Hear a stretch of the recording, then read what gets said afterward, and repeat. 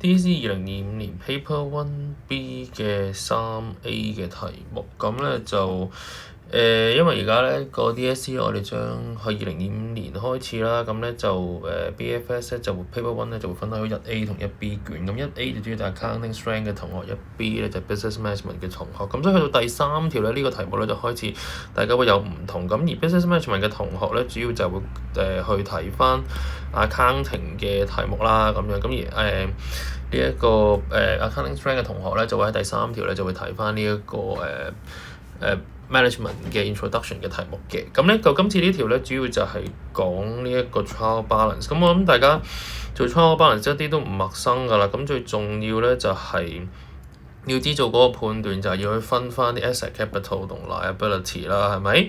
咁就因為方便大家咧去睇翻究竟佢係呢一個嘅 Debit balance 啦，定係呢一個嘅 credit balance， 咁呢個係需要知嘅。咁我哋睇一睇啦，咁咧就你見到 bank 嚟講咧，今次應該係屬於呢一個嘅asset 啦，係咪？咁我再細分少少啦，都將佢變sorry，我都唔細分啦，我直接寫ACL 就 OK 啦。咁呢個 asset 啦，咁所以 A 啦，咁咧變咗呢個就應該係debit balance 啦。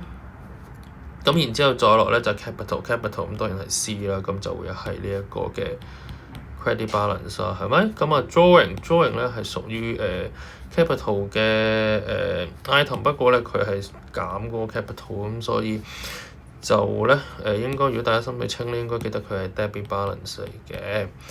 咁loan to employee， 咁大家小心啲啊 ，loan to employee 係一個 asset 咧，即係咪借咗錢俾呢一個嘅員工？咁所以咧應該係屬於呢一個嘅 debit balance。咁另外有 office equipment 啦、asset 啦，咁就都係 debit balance 啦。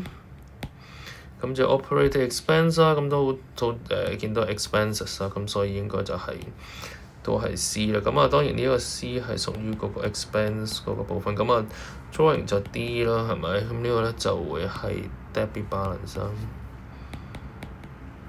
咁other payables 啦，咁記得 other payables 同埋trade payable 嘅分別。other payable 就係話我哋買咗一啲非 inventory 嘅時候就會出現嘅一個，而我又未俾錢啦，係咪？咁所以咧變咗呢個就會係 liability 啦，咁所以就會係 credit balance。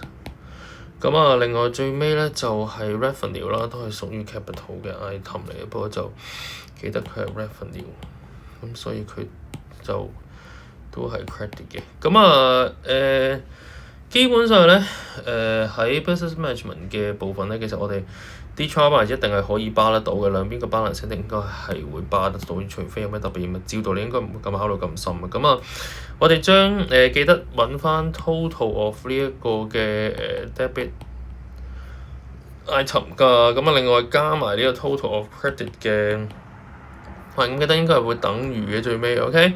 咁咧等完之後咧，咁我就列翻個trial balance 嘅 format 啦。咁後面你會見到 trial balance 嘅 format 啦。咁當然有啲咩咧？譬如你會見到有 title 啦，係咪？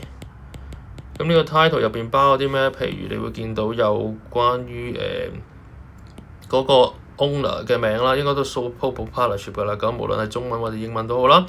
咁另外下邊咧仲有個 title 嘅，咁英文就寫住 trial balance as at 嗰個 date， 咁個 date 記得咧一定要係全寫嘅。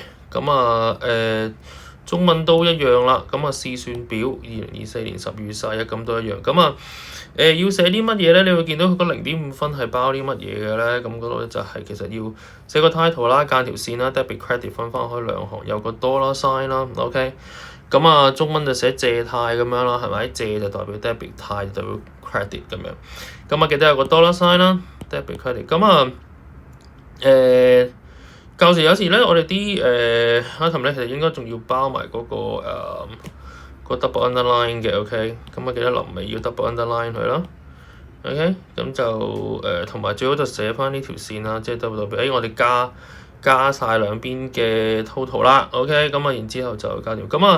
見到咧就跟翻之前嗰邊咁樣列翻兩行就可以啦。咁就記得debit 嘅一個 column 就 credit 一個 column 啦，係啦。呢個就係成個呢一個試算表嘅即係個 trial balance 嘅比分啦。OK， 咁啊同埋仲有一樣嘢留意嘅就係嗰啲 account name 啦。OK， 啲名咧一定要咧係refer to 嗰個題目嘅。OK， 咁如果你喂唔係喎，我寫錯咗喎，咁啊咁就唔好意思啦，咁冇分。咁佢喂咁啊就 loan to employees 咁樣 operating expense payables 咁呢啲咁點咧？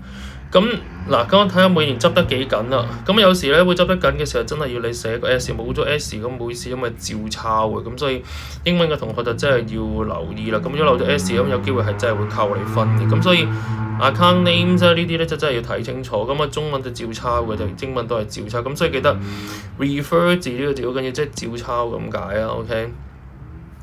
咁就呢度講咗一啲嘅 item 啦，譬如話一欄就第一欄就完全冇分啦，冇嗰個冇雙底線係啦，後尾計得啱。咁因為個底線咧佢就擺咗喺嗰個尾嗰個部分嘅。OK 係啦，咁就冇嗰個分數啦。咁就錯別字啦，咩答案唔完整啊，縮寫唔俾分啦，呢啲都講過㗎啦，應該係啦。咁就所以 wrong heading 咁呢個就好明顯就冇啦，呢啲係咪？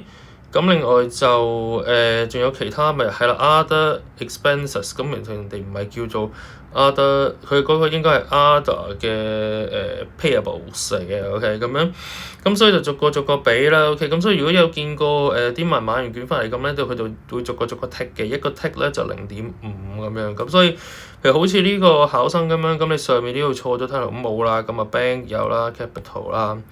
drawings 啊 loan to employees office equipment 係啦，咁另外就最尾嗰度就冇咗啦，錯咗個分數，咁所以佢1、2、3、4、5，咁所以你就應該攞到2.5分咁樣，咁大致上嘅改法咧就會係咁。